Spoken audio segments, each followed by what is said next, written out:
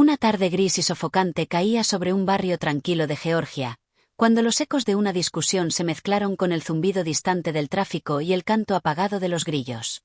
Un vecino, temeroso y desinformado, había llamado a la policía creyendo que un hombre mayor merodeaba por las casas con intenciones dudosas. No sabía que ese hombre, con pasos lentos y espalda vencida, era el sargento retirado Ilaiche Brooks, un veterano de Vietnam que había luchado no solo por su país, sino por el respeto que siempre le fue negado por el color de su piel. La patrulla llegó con luces centelleantes, sin preguntas ni advertencias. Uno de los oficiales, nuevo en el distrito, saltó del vehículo con la adrenalina chispeando en sus pupilas. Con la voz firme y sin titubeos, gritó: «¡Suelten al perro!». Un pastor belga, entrenado para la obediencia ciega, emergió de la unidad como un rayo negro, con los colmillos descubiertos y los ojos clavados en Ilaiche. La gente se asomaba desde sus ventanas. Algunos sacaban teléfonos. Otros simplemente miraban, paralizados. Pero lo que sucedió a continuación dejó a todos inmóviles, como si el tiempo se hubiera congelado. El perro frenó en seco a menos de 1 metro de Ilaiche. En lugar de lanzarse, se detuvo, ladeó la cabeza y luego se sentó. Sus ojos, que normalmente reflejaban instinto puro, ahora parecían llenos de duda. Ilaiche, sorprendido pero sereno, extendió lentamente su mano hacia el animal. «Hola, amigo», susurró con voz quebrada por los años y los recuerdos. El perro emitió un leve gemido, se acercó con cautela y lamió la mano extendida del veterano.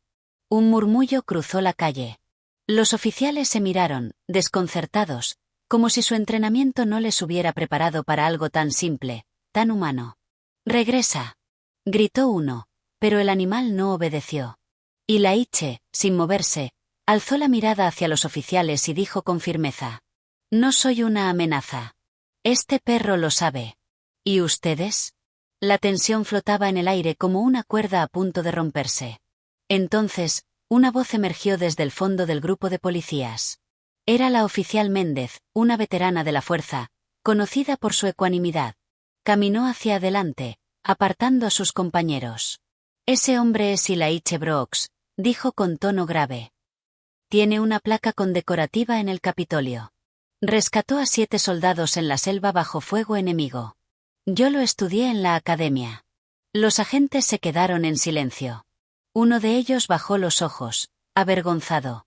Otro miró al perro, aún al lado de Ilaiche, ahora acostado a sus pies como si supiera que estaba defendiendo algo más que una orden, una verdad más antigua que cualquier entrenamiento. Pero lo que nadie sabía es que Ilaiche no había salido esa tarde solo por aire.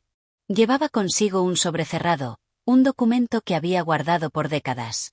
Un secreto que, de ser revelado, no solo cambiaría la percepción sobre él, sino sobre toda la comunidad. Ilaiche, con manos temblorosas pero decididas, sacó el sobre de su chaqueta raída. Estaba amarillento por los años, con los bordes gastados, pero aún llevaba con claridad una insignia estampada: el sello de los servicios de inteligencia del Ejército de los Estados Unidos. Nadie parecía notar ese detalle, excepto la oficial Méndez, que lo observaba con una mezcla de respeto y sospecha. «Ese sobre», dijo ella suavemente, sin quitarle los ojos de encima. «¿Qué contiene, sargento?». Ilaiche no respondió de inmediato. Miró a su alrededor, al grupo de policías aún tensos, al perro que ahora yacía tranquilo, vigilando como un guardián ancestral. Luego, levantó la mirada hacia el cielo, como si esperara una señal.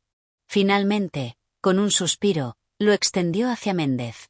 «Durante la guerra, me asignaron a una operación clasificada. Nos enviaron a Camboya, aunque oficialmente nunca estuvimos allí. La misión era rescatar a un diplomático capturado, pero encontramos algo más. Algo que el gobierno ocultó, incluso a los nuestros. Este sobre contiene pruebas. Nombres. Fotografías. Testimonios. He guardado esto por más de 40 años, esperando el momento justo. Y ahora, cuando un perro es más sabio que los hombres, me doy cuenta de que el momento ha llegado». Méndez tomó el sobre con delicadeza, como si sostuviera una reliquia. Los demás oficiales seguían en silencio, sin comprender del todo, pero sintiendo que estaban siendo testigos de algo importante, algo fuera de su rutina de detenciones y reportes. «¿Por qué ahora, señor Brooks?», preguntó Méndez, Más por respeto que por protocolo. Porque ya no tengo miedo, respondió Ilaiche, con una chispa en los ojos que no había mostrado antes. Porque me cansé de que el silencio me consuma. Y porque, quizás, este barrio, esta ciudad, este país, necesiten recordar que hay verdades que no se entierran. En ese momento, una patrulla más se detuvo en la calle. De ella bajó un hombre de traje oscuro, alto, de expresión severa. No llevaba placa visible, pero su presencia hizo que los policías enderezaran la espalda. Méndez lo reconoció de inmediato. «Agente Guayace», susurró, apenas audible. Guayace se acercó con paso firme, escaneando la escena con una mirada calculadora. Sus ojos se posaron en el sobremanos de Méndez, luego en Ilaiche, y por último en el perro, que gruñó suavemente, como si reconociera algo que los demás no podían ver. «Ese sobre me pertenece», dijo Guayace sin preámbulos. «Es propiedad del gobierno». Méndez retrocedió un paso.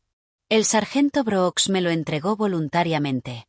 Creo que sería prudente revisar su contenido antes de hacer cualquier reclamación». La multitud se fue agrupando de forma orgánica, como si una fuerza invisible los guiara. Nadie gritaba. Nadie empuñaba nada. Pero sus ojos decían todo. Determinación. Hartazgo. Memoria colectiva. Eran vecinos, sí, pero también testigos. Y ahora, protectores. Guayace retrocedió levemente, lo justo para que sus zapatos ya no estuvieran sobre la acera sino en el asfalto, como si el simple acto de perder el contacto con la tierra firme del vecindario significara una derrota tácita. Su celular vibró. Lo miró. Una notificación privada. Sus cejas se fruncieron apenas por una décima de segundo. Luego lo guardó con un movimiento seco, casi violento, como si quisiera que nadie se diera cuenta de su creciente nerviosismo. Ilaiche, aún en silencio, observó cómo el perro regresaba a su lado. Le acarició la cabeza sin pensar. El animal exhaló profundamente y se echó de nuevo, como si supiera que, por ahora, su parte había terminado. Méndez, aún con el sobre en las manos, sintió que el mundo se abría bajo sus pies.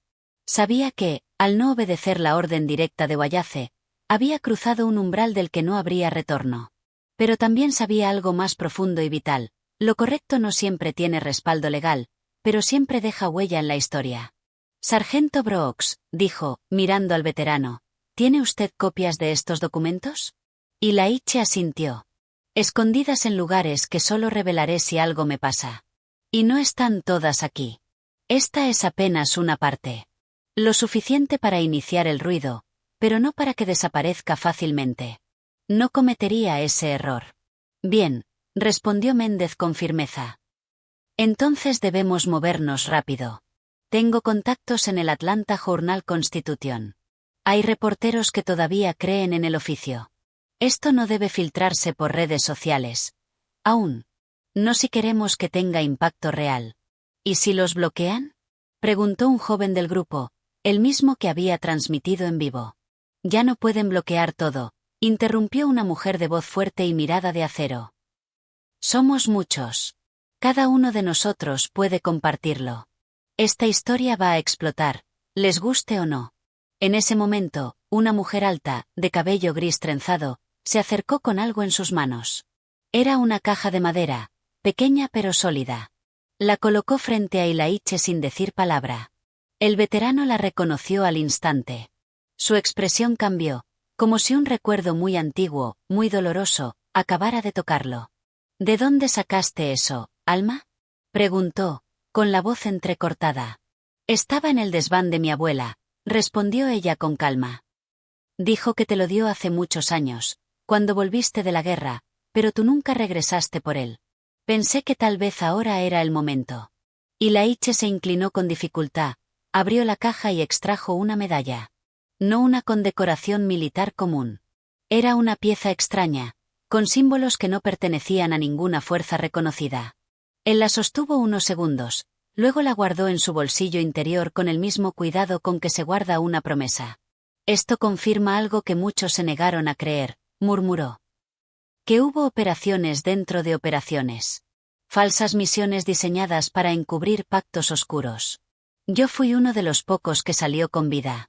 Pero nunca intacto». El silencio cayó como una manta pesada. Nadie se atrevía a interrumpir ese momento. No era solo la historia de Ilaiche la que se contaba. Era la historia de todos los que habían sido silenciados. Olvidados. Sacrificados. Entonces, desde uno de los balcones, se alzó una voz. «Cuéntenos más, sargento.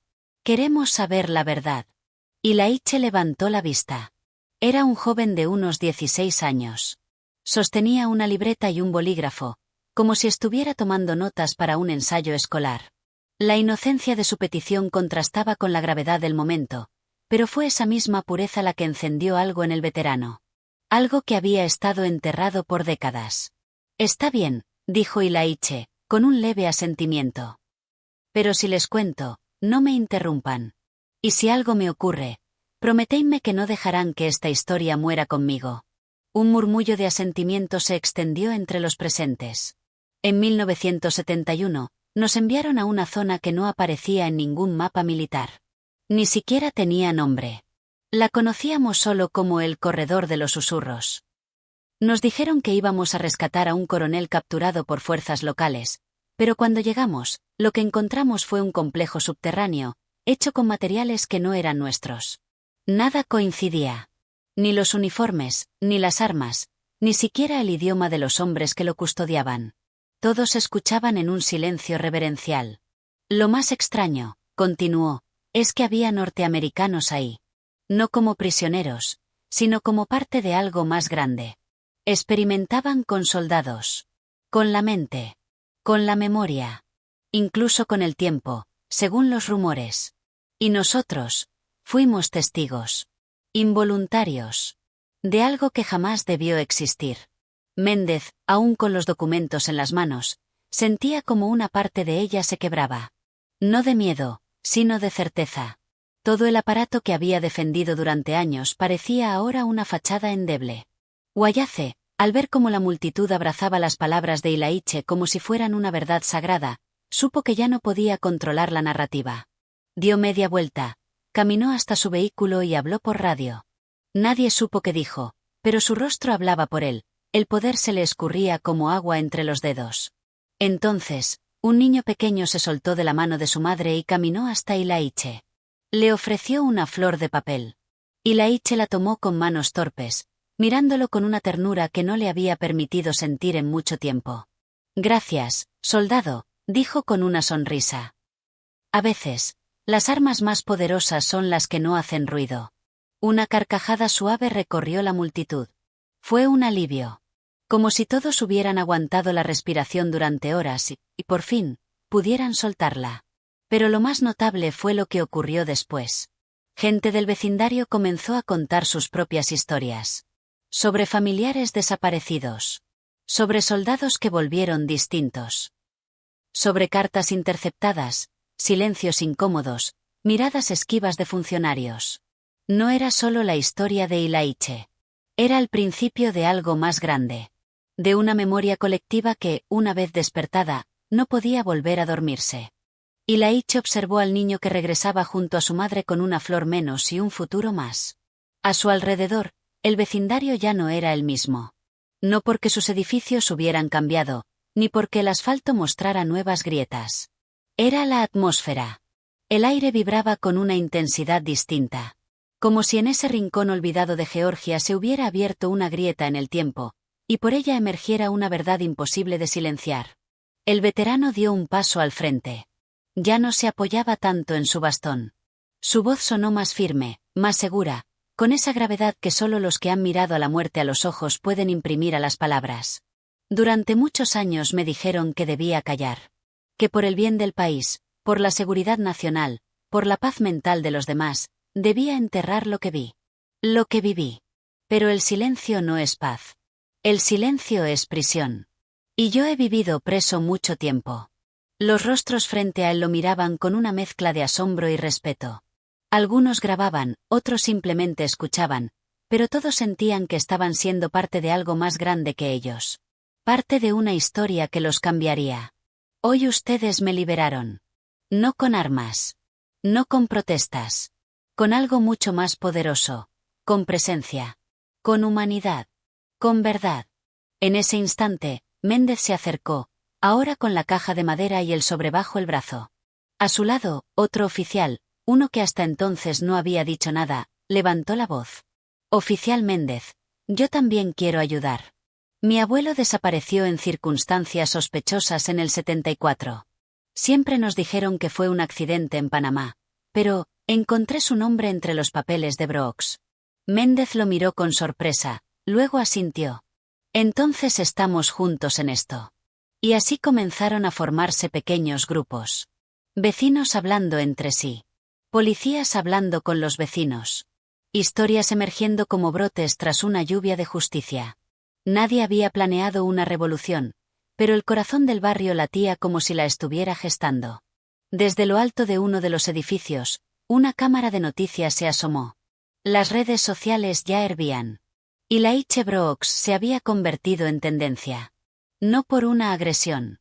No por una tragedia. Sino por algo que raramente se ve. Dignidad. Y entonces, algo aún más inesperado sucedió. El perro, aquel pastor belga que había iniciado el caos y luego traído la paz, se levantó, caminó hacia Ilaiche, y se sentó a su lado. Con calma. Con propósito. Un periodista del canal local, emocionado, se acercó al micrófono. Señor Brooks, ¿qué mensaje quiere dejarle al país esta noche? Ilaiche alzó la mirada. No hacia la cámara, sino más allá, hacia un horizonte invisible para el lente pero claro en su mente. Que no todos los héroes tienen estatuas.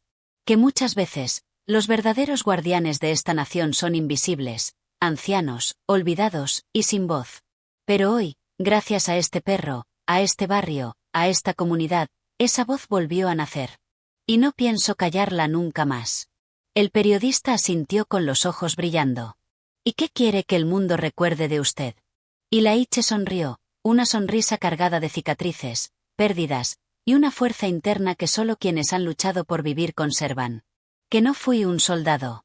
Fui un testigo. Y a veces, contar la verdad exige más valentía que cargar un arma. Una ovación estalló entre la multitud. No de aplausos comunes. No de euforia hueca. Era un aplauso que se sentía en la piel, en el pecho, en los huesos. Un aplauso que decía, te vemos. Te creemos. Estamos contigo. Y entonces, como en una coreografía espontánea, las personas comenzaron a colocar pequeñas velas en la acera. Una tras otra. Una hilera de luz marcando el lugar donde una historia dejó de ser un secreto y se convirtió en símbolo. Pronto, toda la cuadra brillaba como un altar. Méndez, con lágrimas contenidas, se volvió hacia Ilaiche. ¿Qué hacemos ahora? Él la miró, sin temor ni duda. Ahora, hacemos que escuchen. Esa misma noche, el reportaje de la estación local se emitió a nivel nacional. En cuestión de horas, las grandes cadenas replicaron la historia. El nombre de Ilaiche Brooks retumbó en salas de redacción, en foros políticos, en grupos de veteranos, y también en oficinas gubernamentales donde, por primera vez en mucho tiempo, algunos comenzaron a temblar. Funcionarios retirados intentaron negar. Archivos fueron revisados. Voceros salieron a minimizar. Pero era tarde. La gente ya sabía. Y cuando la verdad encuentra oídos dispuestos, ni el sistema más oscuro puede volver a taparla. Ilaiche, mientras tanto, se negó a convertirse en figura decorativa. No aceptó homenajes vacíos ni placas brillantes sin propósito. Prefirió recorrer escuelas, hablar con jóvenes, sembrar memoria en terreno fértil. A cada lugar que iba, lo acompañaba el perro, que terminó siendo adoptado por él y rebautizado con el nombre de Honor. Honor se convirtió en símbolo viviente de lo que representa obedecer a la conciencia y no a la orden. Y junto a Ilaiche, caminaba como un centinela leal de la verdad, recordando a todos que no se necesita uniforme para ser un soldado de justicia. Un año después, en Washington, durante una ceremonia conmemorativa, Ilaiche subió al podio. Frente a miles. Con su bastón, su medalla colgada en el pecho y Honor a su lado. El público en silencio absoluto. Cuando habló, no usó papeles ni teleprompter. Solo su voz, firme y humana. Durante décadas, me dijeron que el valor consistía en disparar. Hoy sé que el verdadero valor es hablar. Hoy sé que el arma más poderosa es la verdad. Las palabras se grabaron en bronce, en libros, en corazones. Y mientras el viento agitaba la bandera sobre el monumento, Honor se sentó a los pies de su dueño y miró hacia el horizonte, sabiendo que la historia no termina cuando alguien habla, sino cuando alguien escucha.